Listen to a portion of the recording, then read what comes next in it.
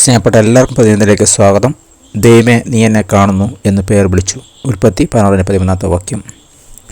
2 കുഞ്ഞുങ്ങളെ തനിയെ വളർത്തേണ്ടി വന്ന അമ്മയായ എൻ്റെ സുഹൃത്ത് ഓരോ പ്രഭാതവും വേദന നിറഞ്ഞതാണ്. അവൾ പറയുന്നു, എല്ലാം ശാന്തമാകുമ്പോൾ ആകുലത പൊങ്ങി വരും.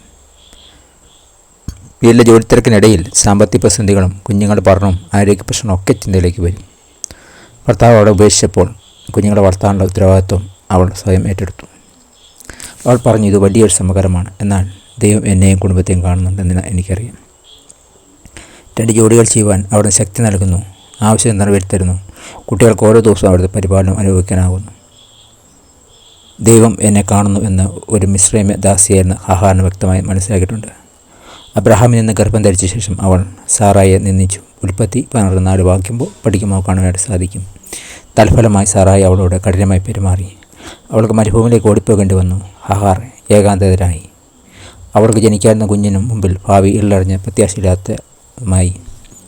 എന്നാൽ മരുഭൂമിയിലെ യഹോവയുടെ ദൂതൻ അവളെ കണ്ടു പറഞ്ഞു, യഹോവേ, നിന്റെ സങ്കടം കേട്ടു.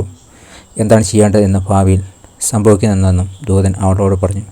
ഹാഗാറിൽ നിന്നാണ് ദൈവത്തിൻ്റെ ഒരു പേര് നമ്മൾ പഠിക്കുന്നത്, എൽറോയി, എന്നെ കാണുന്ന ദൈവം. ഹാഗാറിനെ പോലെ നിങ്ങളും ഒരു പ്രയാസമുള്ള യാത്രയിലാകാം, തകർച്ചയിലാകാം, ഏകാന്തയിലാകാം. എന്നാൽ ശൂന്യദേശത്ത് ദൈവം നിങ്ങൾ കാണുന്നു എന്ന് ഓർക്കണം. അവങ്ങളിലേക്ക് ചെല്ലുക, മുന്നോട്ട് നയിക്കാനായി അവനെ ആശ്രയിക്കുക.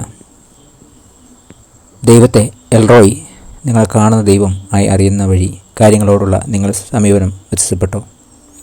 ഈ ദൈവത്തോട് നിങ്ങൾ എങ്ങനെ പ്രതികരിക്കും? പ്രാർത്ഥിക്കാം. ദൈവമേ, ജീവിതയാത്രയിൽ ഞാൻ ഒരിക്കലും ഒറ്റയ്ക്കായിരിക്കില്ല എന്ന് ഉറപ്പ് നൽകിയ ദൈവത്തിന് നന്ദി. അവൾ നിന്നെ കാണുന്നു എന്നെപ്പോഴും എന്നോട് കൂടെ ആയിരിക്കട്ടെ എന്ന് ഞാൻ അറിയുന്നു. Thank God bless you. പുതിയ ദിവസം പുതിയ അനുഭവങ്ങൾ ദൈവം നിറക്കട്ടെ. God bless in Jesus name. Amen.